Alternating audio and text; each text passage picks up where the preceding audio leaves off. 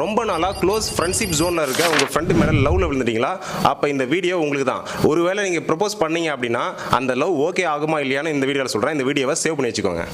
Number 1, உங்களுக்கு உங்கள் crush, அதாவது உங்கள் ஃப்ரெண்ட்ஷிப் ஜோனில் இருக்க க்ரஷ் மேலே வர பொசசிவ்னஸ், அதே மாதிரி நீங்கள் ஆப்போசிட் ஜெண்டர் கூட பேசும்போது அவங்களுக்கு உங்கள் மேலே பொசசிவ்னஸ் வருதான்னு பாருங்கள். நம்பர் 2, எதிர்பாராத டைம், அடிக்கடி ஃப்ரீக்வெண்ட்லி உங்களை வந்து நோட் பண்ணுறாங்கன்னு செக் பண்ணுங்கள். நம்பர் 3, அதாவது உங்களோட க்ரஷ் வந்து ஆப்போசிட் ஜெண்டர் கூட பேசும்போது அதை வர வெக்கம், நாணம், அது எல்லாமே உங்கள் கூட பேசும்போதும் வருதான்னு செக் பண்ணுங்கள்.